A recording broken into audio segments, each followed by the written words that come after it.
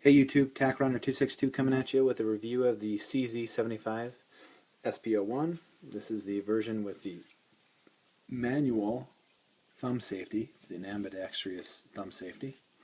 Comes with the True Glow tritium night sights. This is 9mm, which means that this version has the 18-round mags. It is an entirely still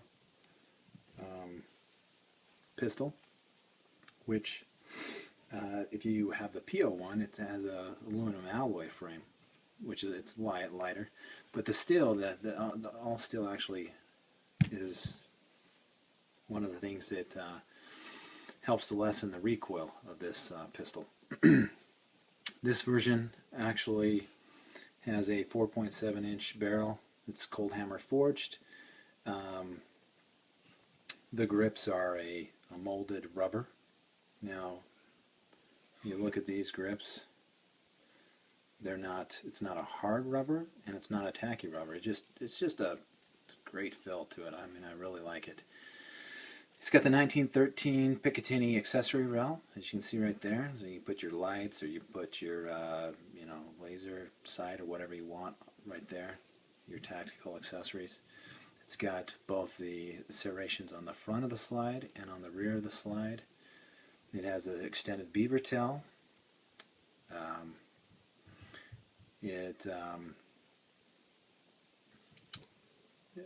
Let's see what else.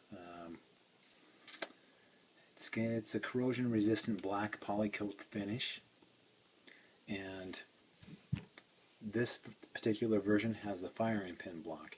Now, if you want to get a version that does not have the firing pin block, CZ makes this version that's called the Shadow, and it's more of the target model.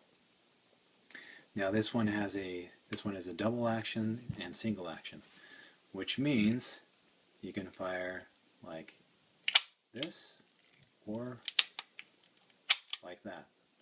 Now, if you're firing like this, you're looking at a 11-pound trigger pull. If you're firing it like this, it's a 5-pound trigger pull. So if your first shot was going to be the double action, the slide would go back. Your next shot would be single, single, single until the slide stopped, until you ran out. So the first shot's going to be double action. Every shot after that's going to be single action. Okay? So let me go ahead. I'm going to go ahead and quickly disassemble this pistol and kind of show you some of the things that that I think make this gun unique and that are pretty cool. So if you look here, it's actually pretty easy to disassemble. It's not as easy as your Glock, or Glock is a very easy weapon to disassemble. But if you look right there on the handgun, you've got a notch right there on the frame. See that? And a notch right there on the frame. And what we're going to want to do is we're going to want to line those two up right there. And then we're going to take the butt of the magazine and we're going to come over here on the other side and we're going to poke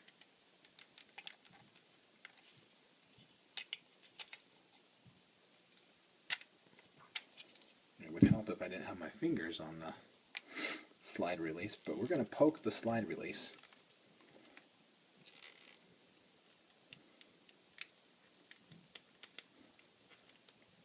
out just like that. Okay, and then once we do that, the slide will come right off just like that. Okay, so I'm going to go ahead and take the recoil spring and the recoil rod out and the barrel out and kind of show you some of the things that make this gun unique. Now, this gun actually, the slide sits lower than some other models or some of the other competitors out there. And the reason for that is because the slide actually has the railing on the outside of the slide, as you can see there. See that? Most of them don't have that. Most of them have it on the inside. So it's on the outside. And the frame, as you can see there, has the railing on the inside of the frame.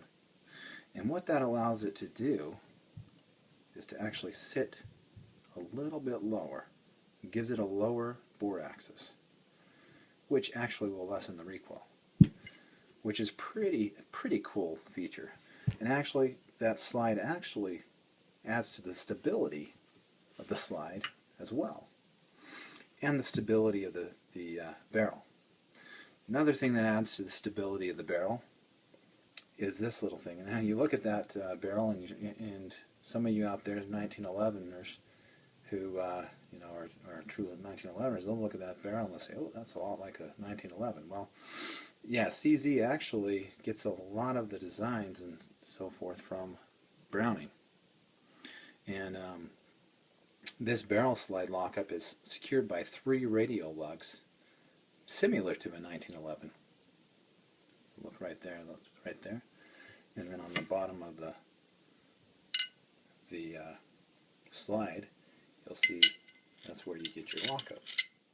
And it locks up nice and adds to the stability of the barrel, and then actually adds to the accuracy of the firearm itself. This pistol is actually very accurate because of some of those things I just pointed out. And the recoil is amazing as well because of the steel frame, and obviously because it's a 1911 as well, and because of the lower bore axis that I mentioned. So I'm going to go ahead and put that back together. But anyway, that's kind of some of the cool features of this, of the CZ. Go ahead and put that back together. Show you how easy it is to do. Doesn't take too long. Make sure the notches are lined up. Take the slide release. Pop it back in. And you are good to go.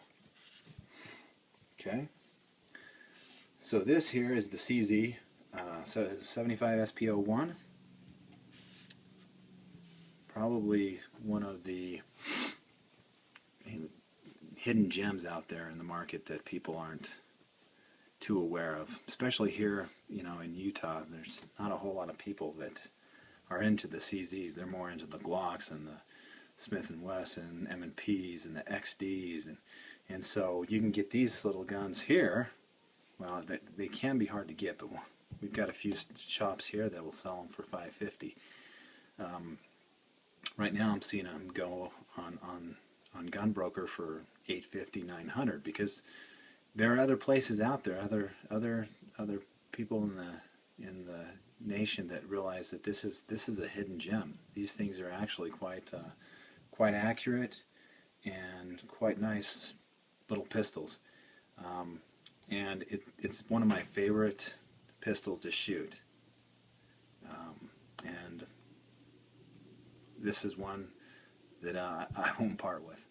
But anyway, this is Attack Runner 262 coming at you with a review of the CZ 75 SP01. If you have any comments, questions, go ahead and leave them at the bottom, and if there's anything that I missed that you want to hear about, let me know, and I will be sure to answer them.